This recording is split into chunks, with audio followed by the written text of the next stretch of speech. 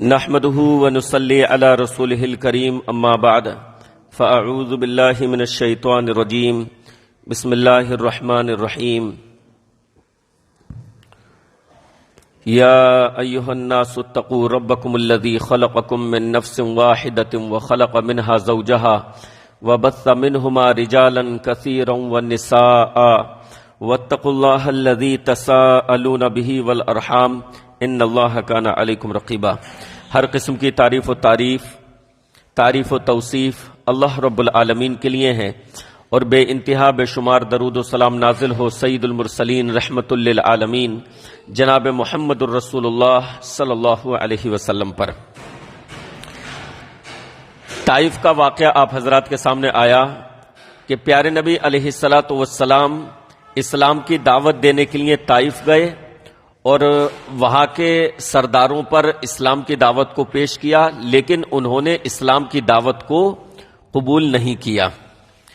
واپسی میں کچھ لوگوں نے اسلام کو قبول کیا، جنات کی ایک جماعت نے، ایک گروہ نے بھی اسلام کو قبول کیا، جس سے رسول اللہ صلی اللہ علیہ وسلم کی دلجوئی ہوئی، حوصلہ افزائی ہوئی، اور پیارے نبی علیہ الصلاۃ والسلام مکہ آ گئے، اور پھر سے اللہ کے نبی علیہ الصلاۃ والسلام نے مکے میں آ کر جو ہے دعوت دین کو شروع کیا۔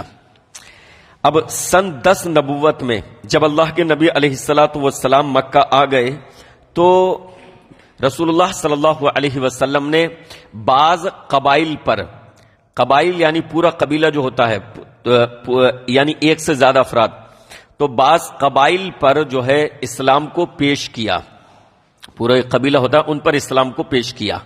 تو ان میں سے حضرت امام زہری نے تو جواب بھی نقل کیے ہیں کئی قبیلوں کے کہ انہوں نے کیا کیا جواب دیے، تو ان کے جواب بھی کوئی بہت اچھے نہیں تھے۔ ایک ہی سال میں نہیں، یہ سن 4 نبوت سے لے کر ہجرت سے پہلے تک کا وقت سمجھ لیجئے، ہے نا، ہجرت سے پہلے تک کا وقت، یعنی تقریباً 10 سال کی مدت میں اللہ کے نبی علیہ الصلوۃ والسلام نے الگ الگ موقعوں سے، حج کے موقع پر، حج کے علاوہ اسلام کو بعض قبیلوں پر پیش کیا۔ ان میں ایک تو تھے بنو کلب، ان کی ایک شاخ تھی بنو عبداللہ۔ اللہ کے نبی علیہ الصلوۃ والسلام نے ان کو اسلام کی دعوت دی، بلکہ ان کو یہ بھی کہا کہ تمہارے جد امجد کا نام کس قدر اچھا تھا، یعنی عبداللہ کے معنی ہوتے ہیں اللہ کا بندہ، عبداللہ کے معنی اللہ کا بندہ، تو کہا تمہارے جد امجد کا نام کس قدر اچھا تھا، لیکن ان لوگوں نے بھی اسلام کو قبول نہیں کیا۔ اس کے بعد ایک بنو حنیفہ ایک قبیلہ تھا، ان پر اسلام کو پیش کیا، تو انہوں نے بھی بہت ہی زیادہ برا جواب دیا اور اسلام کی دعوت کو قبول کرنے سے انہوں نے بھی انکار کر دیا۔ اسی طریقے سے ایک قبیلہ تھا عامر بن صعصع، تو اللہ کے نبی علیہ الصلوۃ والسلام نے ان پر بھی اسلام کو پیش کیا۔ تو ان میں سے ایک شخص یہ کہنے لگا کہ یہ بتائیے، اگر ہم اسلام قبول کر لیتے ہیں تو آپ کی وفات کے بعد باغ ڈور جو ہے پوری ہمارے ہاتھ میں آ جائے گی، یعنی حکومت ہمارے ہاتھ میں آ جائے گی۔ تو اللہ کے نبی علیہ السلام نے فرمایا کہ باغ ڈور یہ تو اللہ کے ہاتھ میں ہے، وہ جسے چاہے عطا فرمائے، قیادت سیادت اللہ جس کو چاہے عطا فرمائے۔ تو انہوں نے کہا واہ، مکے والوں سے حفاظت کے لیے آگے آئیں ہم، یعنی اسلام قبول کر کے، اور جب آپ کی وفات ہو جائے اس کے بعد آپ کوئی گارنٹی نہیں دے رہے کہ ہمیں قیادت و سیادت ملے گی، ہمیں آپ کا دین منظور نہیں ہے۔ تو انہوں نے بھی جو ہے اسلام کی دعوت کو قبول نہیں کیا۔ تو بنو کلب، بنو حنیفہ اور اسی طریقے سے عامر بن صعصع، ان لوگوں نے اسلام کو قبول نہیں کیا۔ اب اس کے بعد آگے چلتے ہیں، مکے سے باہر اسلام پہنچتا ہے، اسلام کی عظیم نعمت، اسلام کی روشنی مکے سے باہر پہنچتی ہے۔ آئیے ان میں سے بعض حضرات کا تذکرہ کر دیا جائے کہ جن لوگوں نے اسلام قبول کیا اور وہ مکہ سے باہر کے تھے۔ ان میں سے ایک شخص تھے سوید بن صامت، حضرت سوید بن صامت، یہ یثرب کے تھے۔ یثرب کہاں کا پرانا نام ہے؟ مدینے کا۔ مدینہ نام اللہ کے نبی علیہ الصلوۃ والسلام، مدینے کے معنی ویسے ہوتے ہیں شہر کے، مدینے کے معنی ہوتے ہیں شہر کے، تو مدینہ نام اللہ کے نبی علیہ الصلوۃ والسلام کی وجہ سے پڑا، مدینۃ الرسول، رسول گرامی علیہ الصلوۃ والسلام کا مبارک شہر۔ پھر مدینہ صرف اللہ کے نبی علیہ الصلوۃ والسلام کے شہر کو کہا جانے لگا۔ جب صرف مدینہ بولا جائے تو پیارے نبی علیہ السلام کا شہر مراد ہوگا، کوئی اور شہر اگر بولا جائے تو عربی میں مدینہ کے ساتھ اس شہر کا ذکر ہوتا ہے۔ تو یثرب اس کا پرانا نام ہے، یثرب۔ تو حضرت سوید بن صامت یہ وہیں کے رہنے والے تھے، یہ مکہ آئے حج کے موقع پر یا عمرہ کے موقع پر، یہ مکہ آئے ہوئے تھے تو اللہ کے نبی علیہ الصلوۃ والسلام ان کے پاس آئے۔ اچھا، یہ شاعر تھے، سوجھ بوجھ کے مالک تھے، اور ان کو اچھی شاعری آتی تھی، عربی پر ان کو اچھی دسترس حاصل تھی۔ تو اللہ کے نبی علیہ الصلوۃ والسلام ان کے پاس آئے اور آ کر ان کو اسلام کی جب دعوت دینی چاہی تو انہوں نے یہ کہا، یہ شاعر تو تھے ہی، تو حضرت سوید بن صامت نے یہ کہا کہ شاید آپ کے پاس اسی طریقے کی کوئی چیز ہوگی جیسی میرے پاس ہے، جیسے میرے پاس کلام ہے اسی طریقے کی کوئی چیز آپ کے بھی پاس ہوگی۔ تو آپ نے فرمایا کہ تمہارے پاس کیا ہے؟ تو انہوں نے، حضرت سوید نے جو ہے چند اشعار سنائے حضرت لقمان کی، جس میں کچھ حکمتیں تھیں، یعنی جسے کہہ لیجیے اچھی باتیں، کچھ اچھی باتیں تھیں۔ تو اللہ کے نبی علیہ الصلوۃ والسلام نے سنا اور کہا کہ ہاں تم نے جو سنا ہے وہ اچھا ہے، مگر میرے پاس اس سے بھی اچھا ہے۔ تو حضرت سوید نے کہا کہ آپ سنائیے کیا ہے؟ تو اللہ کے نبی علیہ السلام نے فرمایا کہ میں یہ حکم دیتا ہوں کہ ایک اللہ کے علاوہ کسی کی عبادت نہ کرو، میں اللہ کا رسول ہوں، قرآن اللہ کا کلام ہے، اللہ کی نازل کی ہوئی کتاب ہے، اس پر ایمان لے آؤ۔ اس کے بعد رسول گرامی علیہ الصلوۃ والسلام نے قرآن مجید کی تلاوت کی۔ تو حضرت سوید نے جب اس کو سنا تو سن کر کہا کہ واقعی اس سے بہتر کوئی کلام نہیں ہے، اور حضرت سوید اسلام لے آئے۔ اس کے بعد یہ واپس یثرب گئے، وہاں جانے کے کچھ ہی دنوں کے بعد وہاں پر جنگ بعاث چھڑ گئی، اور اس میں یہ جو ہے یہ قتل کر دیے گئے حضرت سوید بن صامت۔ گویا اسلام قبول کرنے کے بعد انہوں نے لمبی زندگی نہیں پائی، وہاں پر جنگ بعاث ہو گئی۔ جنگ بعاث کا اسلام سے کوئی تعلق نہیں، جنگ بعاث یہ عربوں کی ایک پرانی جنگ کا نام ہے، جو مدینے میں یثرب میں دو قبیلے تھے، اوس اور خزرج، ان کے درمیان یہ بہت پرانی دشمنی تھی، بہت پرانی۔ تو جنگ بعاث بہت زیادہ خونریز جنگ تھی، 120 سال تک اس کی چنگاری، اس کی عداوت چلتی رہی، 120 سال تک یہ جنگ 120 سال تک چلی ہے، یعنی ایک دم مسلسل نہیں، بلکہ انہوں نے حملہ کیا، انہیں مار دیا، اب وہ لوگ بدلہ لینے کے لیے انہوں نے ان پر حملہ کیا، پھر سال 6 مہینے کے بعد انہوں نے ان پر حملہ کیا۔ اس طریقے سے اوس اور خزرج یہ دو قبیلے تھے، آپس میں ان میں اتنی سخت دشمنی تھی۔ تو جنگ بعاث کی آخری جنگ جو ہوئی ہے وہ اللہ کے نبی علیہ الصلوۃ والسلام کی ہجرت سے کچھ پہلے ہوئی ہے، آخری جنگ، اور یہ جنگ تھی جس میں حضرت سوید جو ہے یہ بھی کام میں آ گئی، ان کو بھی قتل کر دیا گیا۔ تو یہ آخری جنگ تھی، ہے نا۔ تو جنگ بعاث پیش آئی، وہاں پر ان کی جو ہے یہ قتل کر دیے گئے۔ ایک اور شخص تھے ایاس بن معاذ، یہ بھی یثرب کے رہنے والے تھے، اور یہ بھی یثرب کے رہنے والے تھے۔ تو اوس اور خزرج ان میں آپس میں بہت زیادہ دشمنی تھی، یہ قبیلہ اوس سے تعلق رکھتے تھے۔ اوس والوں کی تعداد تھوڑی کم تھی، تو اوس والے مکہ آئے تاکہ مکے والوں سے کچھ مدد مانگ سکیں کہ بھئی تم جنگ میں ہمارا ساتھ دینا، ہمارا تعاون کرنا، تو ہمارا ساتھ دیجئے، ہماری مدد کیجئے۔ تو یہ قبیلے اوس والے انہی کے ساتھ حضرت ایاس بھی آئے تھے، ایاس بن معاذ، تو یہ ان کے ساتھ بیٹھے ہوئے تھے۔ اللہ کے نبی علیہ الصلوۃ والسلام نے دیکھا کہ باہر سے قبیلہ آیا ہوا ہے، تو وہ آئے اور آ کر یہ اللہ کے نبی علیہ الصلوۃ والسلام آئے اور کہا کہ آپ لوگ جس ارادے سے آئے ہو اس سے بھی بہتر چیز دوں اگر تم قبول کر لو، تم لوگ جو چیز یہاں مانگنے آئے ہو، یعنی قریش والوں کی مدد، اس سے بھی بہتر دوں؟ تو انہوں نے، اگر تم قبول کرو اس سے بھی بہتر بتاؤں؟ تو ان لوگوں نے کہا کہ بتائیے کیا ہے؟ تو اللہ کے نبی علیہ الصلوۃ والسلام نے اسلام کی دعوت دی کہ میں اللہ کا رسول ہوں اور میں یہ حکم دیتا ہوں کہ اللہ کے علاوہ کسی کی عبادت مت کرو، اس کے ساتھ کسی کو شریک مت کرو. اور پھر انہوں نے اللہ کے نبی علیہ الصلوۃ والسلام نے قرآن مجید کی آیتیں بھی پڑھی. تو ایاس بن معاذ انہوں نے کہا اپنی قوم کے لوگوں سے کہ اے قوم والوں، انہوں نے بہت اچھی بات پیش کی ہے، لہذا قبول کر لو ان کی دعوت کو. تو باقی لوگ جو تھے وہ یہ کہنے لگے چپ ہو جاؤ، ہم کسی اور مقصد کے لیے آئے ہیں، ہم اپنے اس مقصد پر نگاہ رکھیں، ہم ادھر ادھر کی باتوں پر توجہ کیوں دے رہے ہیں. تو بہرحال اللہ کے نبی علیہ الصلوۃ والسلام ان کی بات سن کر وہاں سے اٹھ گئے.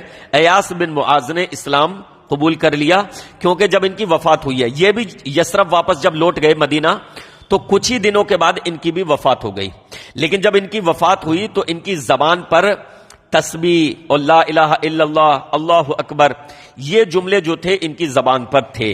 تو اس کی وجہ سے لوگوں نے شہادت دی کہ گویا کہ ان کا انتقال جو ہوا وہ اسلام پر ہوا. ایک اور شخص تھے حضرت وماد ازدی. یہ یمن کی طرف کے تھے. تو یہ جب مکہ آئے، اچھا حضرت زماد ازدی جو تھے یہ جھاڑ پھونک کا کام کیا کرتے تھے. کسی پر آسیب لگ گیا، کسی کو جادو ہو گیا تو اس پر جھاڑ پھونک کیا کرتے تھے. تو جب یہ مدینہ آئے تو مکہ آئے تو مکہ کے لوگوں نے ان سے کہا کہ بھائی دیکھو یہاں پر بھی ایک پاگل ہے، تم اسی کا کام کرتے ہو، جنون کا ہے نا، پاگلوں کا علاج کرتے ہو، کسی پر آسیب آ جائے، کسی پر کچھ ہو جائے اس کا علاج کرتے ہو، یہاں پر بھی ایک ایسا شخص ہے، ان سے دور رہنا. اس پر ایسا آسیب ہے، ایسا کچھ معاملہ ہو گیا ہے اس پر کہ اس کی بات اگر کوئی سن لے تو وہ اس سے متاثر ہو جاتا ہے، اس کو قبول کر لیتا ہے اور پھر جو ہے وہ اپنے باپ سے جدا ہو جاتا ہے، اپنے بھائی سے جدا ہو جاتا ہے، اپنے ماں باپ سے الگ ہو جاتا ہے. وہ ایسی بات کی دعوت دیتا ہے. تو مشرکین مکہ تو ایسی ہی باتیں اڑایا کرتے تھے پیارے نبی علیہ الصلوۃ والسلام کے تعلق سے تاکہ لوگ اسلام قبول نہ کریں. تو انہوں نے کہا تو اس وجہ سے تھا تاکہ یہ نہ جائیں، زماد ازدی اللہ کے نبی کے پاس نہ جائیں. لیکن زماد ازدی انہوں نے یہ سوچا کہ یار میں اسی چیز کا علاج کرتا ہوں تو چلو ان کا بھی علاج کر آؤں.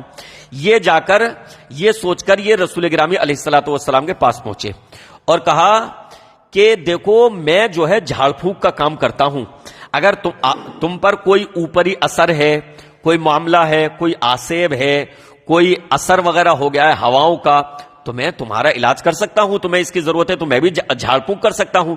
تو اللہ کے نبی علیہ الصلوۃ والسلام نے الفاظ پڑھے ان الحمد للہ نحمدہ ونستعینہ ونستغفرہ، ہے نا، یہ تمام الفاظ. من یہدہ اللہ فلا من یضل اللہ فلا ہادی لہ ومن یہد اللہ فلا مضل لہ. اللہ جس کو ہدایت دینا چاہے کوئی اسے گمراہ نہیں کر سکتا، اللہ جس کو گمراہ کر دے اسے کوئی ہدایت نہیں دے سکتا. تمام تعریفیں اللہ کے لیے ہیں، ہم اسی سے مدد چاہتے ہیں، ہم اسی کی حمد و ثنا کرتے ہیں، اسی کی تعریف بیان کرتے ہیں. اور میں گواہی دیتا ہوں کہ اللہ کے علاوہ کوئی معبود نہیں ہے، اس کا کوئی شریک نہیں ہے، اور میں اللہ کا رسول ہوں. تو یہ الفاظ پڑھے تو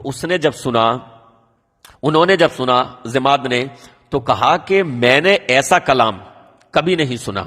میں نے شاعروں کو سنا ہے، میں نے بڑے بڑے ادیبوں کو سنا ہے، میں نے آسیب کا علاج کرنے والوں کو سنا ہے، لیکن ایسا کلام میں نے کبھی کسی سے نہیں سنا. تو یہ کلام سن کر وہ جو ہے قرآن مجید سن کر وہ جو ہے ایمان لے آئے اور اللہ کے نبی علیہ الصلوۃ والسلام کی یہ عبارتیں سن کر. ایک اور شخص یثرب کے پاس ہی کے رہنے والے تھے، نام آپ نے ان صحابی کا ضرور سنا ہوگا، حضرت ابو ذر غفاری رضی اللہ عنہ. مشہور صحابی رسول ہیں حضرت ابو ذر غفاری. یہ قبیلہ غفار سے تعلق رکھتے تھے. انہیں جب پتا چلا، میں نے پیچھے ذکر کیا کہ یثرب کے کچھ لوگ اسلام قبول کر گئے تھے، ہے نا، کچھ اسلام قبول کر گئے تھے، لیکن ان کا انتقال اگرچہ جلدی ہو گیا مدینے جاتے ہی، لیکن ان کے ذریعے مدینے میں یہ خبر پہنچ چکی تھی کہ مکے میں ایک شخص ہیں جو اس بات کا دعویٰ کرتے ہیں کہ وہ اللہ کے رسول ہیں. تو ابو ذر غفاری نے اپنے بھائی سے یہ کہا کہ آپ مکہ جائیں اور مکے سے ساری صحیح معلومات لے کر آئیں کہ اصل معاملہ کیا ہے. تو ابو ذر غفاری کے بھائی مکہ آئے اور آ کر اللہ کے نبی علیہ الصلوۃ والسلام کی بات سنی، وہ تمام چیزیں سنی، اس کے بعد واپس گئے اور کہا کہ میں نے ایسی بات سنی ہے جو آج تک نہیں سنی. یعنی کوئی بہت ٹھوس کوئی لا کر ایسی بات نہیں بتائی، بلکہ ایک عام بات کہہ دی کہ بھئی ایسی بات سنی ہے، اتنی اچھی بات کہ میں نے آج تک ایسی بات نہیں سنی. تو ابو ذر غفاری نے یہ کہا کہ تم نے کوئی تسلی بخش جواب نہیں دیا، کوئی اچھے سے چھان بین کر کے نہیں آئے، پوری بات بتاتے کوئی تسلی بخش. تو ان کی عمر زیادہ ہو چکی تھی، انہوں نے خود لاٹھی اٹھائی، عمر تھی ان کی، انہوں نے لاٹھی اٹھائی اور خود ہی یہ مکے کے سفر پر نکل گئے اور مکہ آئے. اب مکہ آ کر حضرت ابو ذر غفاری یہ نہیں چاہتے تھے کہ خود کسی سے رسول گرامی علیہ الصلوۃ والسلام کے تعلق سے دریافت کریں، کوئی ان کو بتا بھی نہیں رہا تھا. تو یہ مسجد حرام میں جا کر لیٹ گئے، پورے دن لیٹے رہے، پورے دن وہیں رہے، آرام کرتے رہے، خود کسی سے پوچھ نہیں رہے تھے اور کوئی بتا نہیں رہا تھا. اب کسی کو کیا معلوم یہ کس مقصد سے آئے ہیں.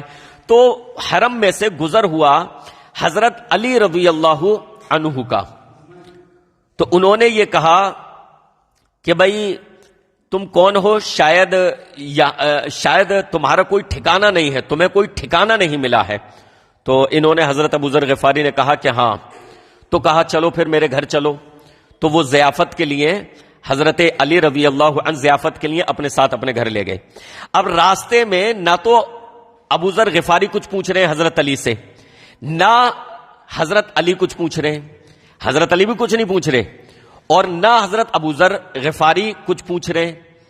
تو دونوں خاموشی سے گھر تک چلے گئے. ابو ذر غفاری گھر پہنچ گئے، انہوں نے ان کی ضیافت کی، مہمان نوازی کی، رات کو وہیں پر قیام رہا. دوسرے دن صبح کو پھر ابو ذر غفاری جو ہے حرم میں آ گئے اور پھر وہیں پر جیسے پہلے دن آرام کیا تھا اسی طریقے سے وہاں پر پڑاؤ ڈال دیا. پھر دن میں حضرت علی رضی اللہ عنہ آئے، پھر دن میں آئے تو دیکھا کہ ارے اس شخص کو ابھی اپنا ٹھکانہ ملا نہیں. جس جگہ یہ آئے تھے، جس مقصد سے آئے ہوں گے کہیں کسی کے پاس ٹھہرنے کے لیے، شاید ابھی ان کو ٹھکانہ نہیں ملا. تو کہا کہ ابھی آپ کو ٹھکانہ نہیں ملا؟ کہا نہیں ابھی نہیں، جس منزل پر کے لیے آیا ہوں ابھی نہیں ملا. تو حضرت علی نے کہا چلیے پھر غریب خانہ. تو کہا چلیے. تو پھر حضرت ابو ذر غفاری ان کے ساتھ ہو گئے. اب راستے میں خود حضرت علی رضی اللہ عنہ نے کہا، یا گھر پہنچ کر کہا یار تمہارا معاملہ کیا ہے؟ پہلے دن ایسے پڑے تھے حرم شریف میں، ٹھیک ہے میرے گھر آئے، جو مجھ سے بن پڑا میں نے خدمت کی، ضیافت کی. دوسرے دن جا کر پھر وہیں جا کر پڑ گئے اور پھر دوسرے دن پہنچا ہوں تو پھر وہیں پر ملے مجھے. معاملہ کیا ہے تمہارا؟ تو حضرت ابو ذر غفاری نے کہا دیکھو راز میں رکھو اگر معاملے کو تو تمہیں بتاؤں. حضرت علی سے کہہ رہے ہیں کہ راز میں رکھو تو تمہیں بتاؤں. کہا بتاؤ. ٹھیک ہے بھائی راز میں رکھوں گا، پردے میں رکھوں گا تمہاری بات. کہا میں نے یہ سنا ہے یہاں پر ایک آدمی ہے جو اپنے رسول ہونے کا دعویٰ کرتا ہے، میں انہی سے ملاقات کے لیے آیا ہوں، دیکھو کسی کو بتانا مت یہ بات. تو حضرت علی نے کہا دیکھو بالکل ٹھیک جگہ پہنچے ہو، اگر اس مقصد سے آئے ہو تو بالکل ٹھیک جگہ پہنچے ہو. اور بتایا کہ میں بھی تو مسلمان ہوں، میں خود ان پر ایمان لایا ہوا ہوں، چلو میرے ساتھ اور دیکھو میرے پیچھے پیچھے چلتے رہنا، جس گھر میں داخل ہوں تم بھی اسی گھر میں داخل ہو جانا. اس وقت اللہ کے نبی علیہ الصلوۃ والسلام نے صحابہ کی تربیت کے لیے یا لوگوں کو اسلام کے بارے میں بتانے کے لیے جنہیں چوری چھپا آنا ہو ایک خاص جگہ بنا رکھی تھی. تو کہا جیسے دار ارقم بنایا تھا، تو کہا جس گھر میں داخل ہوں تم بھی داخل ہو جانا. اور دیکھو اشارہ میرا سمجھ جانا، کوئی آدمی سامنے سے آ رہا ہوگا، میں دیوار سے اگر لگ جاؤں تو سمجھ جانا کہ وہ سامنے سے جو آ رہا ہے وہ تمہارے لیے خطرناک ہے، تو اس سے بچ جانا. مثال کے طور پر ابو جہل آ رہا ہے سامنے سے، ابو لہب آ رہا ہے، کوئی ایسا خطرناک شخص، حضرت علی کا یہی ارادہ ہوگا کہ اگر میں یہ سمجھوں گا کہ یہ شخص تمہارے لیے خطرناک ہے تو میں دیوار کی اوٹ لگا کر چلنے لگوں گا. تم اشارہ سمجھ جانا اور اس سے ذرا بچ کر الگ نکل جانا کہ وہ تم سے کچھ پوچھے نہ، ہے نا. کہا ٹھیک ہے. حضرت ابو ذر پیچھے پیچھے چلتے رہے. حضرت علی رضی اللہ عنہ بہرحال اس گھر میں داخل ہوئے جہاں پیارے نبی علیہ الصلوۃ والسلام تھے. حضرت ابو ذر غفاری پہنچے اور کہا کہ آپ میں محمد کون ہے، ملاقات ہوئی. کہا کہ آپ کے تعلق سے کچھ باتیں سنی ہیں تو اپنی دعوت پیش کیجئے. تو اللہ کے نبی علیہ الصلوۃ والسلام نے اسلام کی دعوت پیش کی، اور وہی جو دعوت کے موقع پر آپ جو باتیں کہا کرتے تھے، بالخصوص شرک کے خلاف، بالخصوص توحید کی دعوت، ایک اللہ کی عبادت کی دعوت، وہ تمام باتیں حضرت ابو ذر غفاری سے کہیں. اور اس کے بعد جو ہے حضرت ابو ذر غفاری نے اسلام کو قبول کر لیا. اللہ کے نبی علیہ الصلوۃ والسلام نے جب یہ باتیں بتائیں، قرآن مجید کی تلاوت کی، ایک بات آپ ہمیشہ دیکھیں گے، یہ جتنے لوگوں نے اسلام قبول کیا ہے، اللہ کے نبی علیہ الصلوۃ والسلام اپنی دعوت پیش کرنے کے بعد قرآن مجید کی بھی تلاوت کیا کرتے تھے، قرآن پڑھا کرتے تھے. اس کا مطلب قرآن مجید میں اتنی تاثیر ہے کہ لوگ اس کو سن کر اسلام قبول کریں. اب ان کی زبان عربی تھی، قرآن عربی میں ہے. ابھی بھی دیکھیں گے کہ یورپ میں جو لوگ اسلام قبول کرتے ہیں، ان میں سے ایک بڑی تعداد ان لوگوں کی ہوتی ہے جو قرآن مجید پڑھ کر اسلام قبول کرتے ہیں. کئی تو مخالفت میں قرآن پڑھتے ہیں کہ چلو اس کو پڑھ کر دیکھیں، اس کی کمیاں نکالیں، اس کی غلطیاں نکالیں، اور پھر وہ اسلام قبول کر لیتے ہیں. تو اللہ کے نبی علیہ الصلوۃ والسلام قرآن ضرور پڑھا کرتے تھے ان کو اسلام کی دعوت دیتے ہوئے، اور قرآن ہی ان پر روب ڈالتا تھا. اس کی تاثیر ایسی ہے کہ آدمی وہی ڈھیر ہو جاتا تھا جس کے اندر تعصب نہ ہو، جس کے اندر ہٹ دھرمی نہ ہو. تو حضرت ابو ذر غفاری رضی اللہ عنہ نے بھی اسلام قبول کر لیا.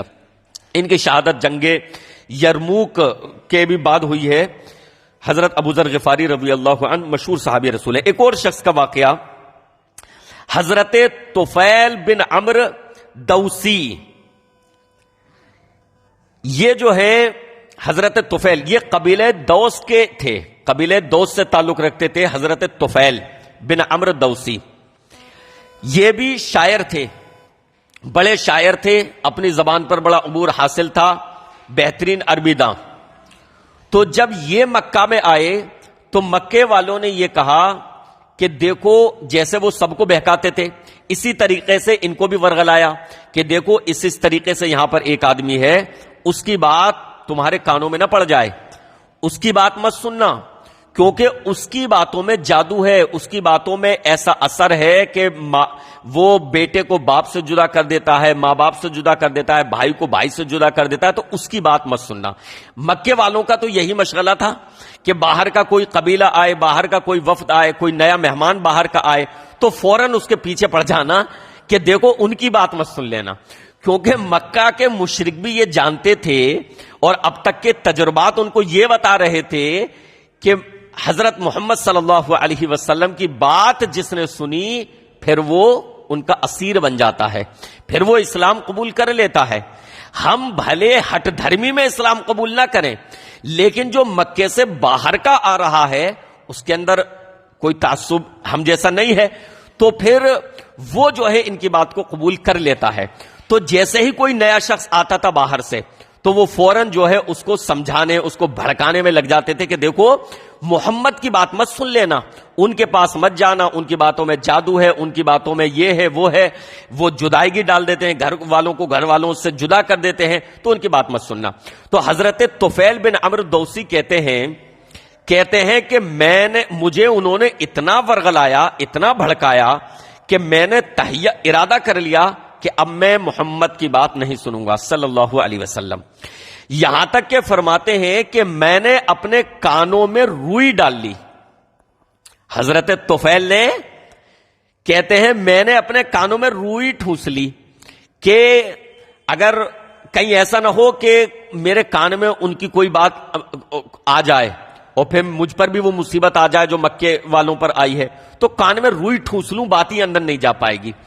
کہتے ہیں میں نے کان میں روئی تو ڈال لی، لیکن اللہ کے نبی علیہ الصلوۃ والسلام ایک مرتبہ گزر رہے تھے، قرآن مجید پڑھ رہے تھے، تلاوت کر رہے تھے، تو آپ کی کچھ بات میرے کان میں پڑ گئی.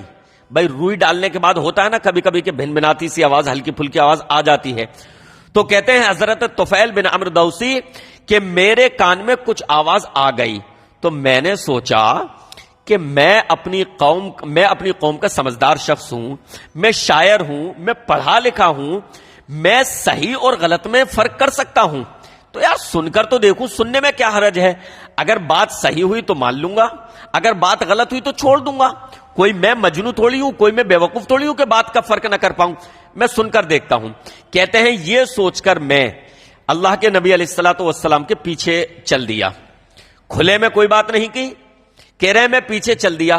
ایک گھر میں اللہ کے نبی علیہ الصلوۃ والسلام داخل ہوئے، میں بھی آپ کے پیچھے پیچھے آپ کے ساتھ گھر میں داخل ہو گیا اور پھر میں نے پورا واقعہ سنایا کہ یہ معاملات ہوئے ہیں، میں باہر سے آیا ہوں، قبیلہ دوس سے تعلق رکھتا ہوں، اور اس طریقے سے قریش والوں نے مجھے آپ کے خلاف بھڑکایا ہے، اور وہ بھی بات بتا دی کہ میں نے اپنے کانوں میں روئی بھی ٹھونس لی تھی کہ آپ کی بات نہ سن سکوں، لیکن میرے مقدر میں تھا کہ آپ کی کچھ باتیں میرے کان میں آ گئیں۔ اب میرے اندر جو ہے میں اپنے آپ کے کلام میں کشش پاتا ہوں، اور میرے اندر دلچسپی ہے کہ میں آپ کا کلام سنوں، لہٰذا مجھے اپنا کلام سنا دیجئے، مجھ پر اپنی بات پیش کیجئے۔ تو اللہ کے نبی علیہ الصلوۃ والسلام نے ان پر بھی اسلام کی دعوت پیش کی، اور ان کو بھی قرآن مجید پڑھ کر سنایا اور ان کو بھی سمجھایا۔ تو حضرت طفیل بن عمرو دوسی، جو یہ واقعہ آپ بہت مرتبہ سنتے ہیں کہ کانوں میں روئی ٹھونس لیتے تھے، وہ انہی کا واقعہ ہے، تو انہوں نے اسلام قبول کر لیا۔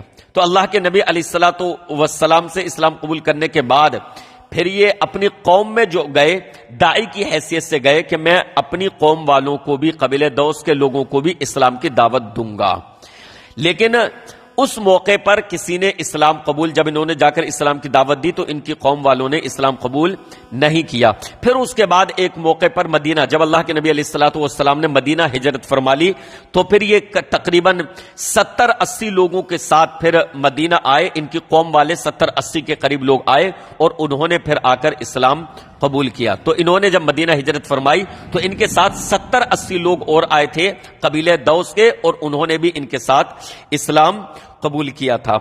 تو یہ چند وہ لوگ تھے کہ جو مکے سے باہر کے تھے، اور انہوں نے جو ہے اسلام قبول کیا تھا۔ اس کے علاوہ یثرب کے لوگوں میں، مدینے کے لوگوں میں اور کچھ خاص لوگ تھے، حضرت اسعد بن زرارہ، حضرت عوف بن حارث، حضرت رافع بن مالک، حضرت عقبہ بن عامر، حضرت حارث بن عبداللہ، یہ سارے کے سارے لوگ تھے، انہوں نے بھی اسلام قبول کر لیا تھا یثرب میں۔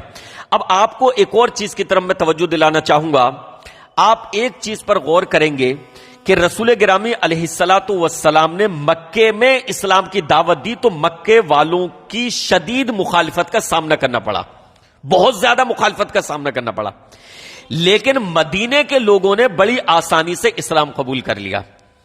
ایک جو واضح فرق نظر آتا ہے کہ مکے والوں کی طرف سے بہت مخالفت کا سامنا کرنا پڑا، ان میں سے بھی بہت سارے لوگوں نے اسلام قبول کیا، مہاجر سارے کے سارے مکے والے تھے، لیکن مخالفتیں بہت زیادہ ہوئیں، لیکن مدینے کے لوگ کیا ہے بہو؟ اچھا امام صاحب کا ہے۔ مدینے کے لوگوں نے بڑی آرام سے اسلام قبول کر لیا، مدینے کے لوگ نرم واقع ہوئے۔ آج بھی مدینے کے لوگ بہت نرم ہیں، آج بھی پوری دنیا کے پورے سعودی میں بھی مدینے سے زیادہ نرم لوگ کہیں کے نہیں ملیں گے الحمدللہ۔ لیکن آپ ایک فرق جو دیکھیں گے کہ مکے والوں کی طرف سے بہت مخالفت کا سامنا کرنا پڑا، مدینے والوں کی طرف سے مخالفت کا سامنا نہیں کرنا پڑا۔ اس میں ایک اہم چیز جو تھی وہ یہ تھی، اس کا ایک اہم سبب یہ ہے کہ میں نے ذکر کیا تھا کہ مدینے میں 2 قبیلے تھے، قبیلہ اوس اور قبیلہ خزرج، ان دونوں کے درمیان بہت سخت دشمنی تھی، جیسا کہ میں نے جنگ بعاث کا ذکر کیا کہ 120 سال تک چلی، 120 سال تک، مہینہ 6 مہینے کے بعد جنگیں ہوتے رہی، اور آخری جنگ جو ہوئی ہے وہ تو بہت سخت ہوئی، اتنی سخت ہوئی کہ دونوں قبیلوں کے بڑے بڑے سردار، کٹر تعصبی، اس طرح کے سخت لوگ جو تھے جہالت والے، سارے کے سارے قتل ہو گئے۔ تو قبیلے اوس اور خزرج میں جو جنگیں ہوئی تھیں، ان جنگوں کی وجہ سے ان کے درمیان کوئی ایسی قیادت ہی نہیں تھی جو مخالفت کرتی، ان کے اندر کی وہ عقل ختم ہو گئی تھی۔ بلکہ حضرت عائشہ رضی اللہ عنہا فرماتی ہیں، بخاری شریف کی حدیث ہے، حضرت عائشہ رضی اللہ عنہا فرماتی ہیں کہ اللہ کے نبی علیہ الصلوۃ والسلام کے مدینہ تشریف آوری سے پہلے ہی جنگ بعاث جنگ جو ہوئی، قبیلہ اوس اور خزرج کے درمیان جو جنگیں ہوا کرتی تھی، اس کو اللہ تعالیٰ نے مصلحت کے طور پر وقوع پذیر کیا، مصلحت کے طور پر اللہ کے نبی علیہ الصلوۃ والسلام سے پہلے ہی، تاکہ پیارے نبی علیہ الصلوۃ والسلام کی دعوت جب ان تک پہنچے تو وہ آسانی سے اسلام قبول کر لیں۔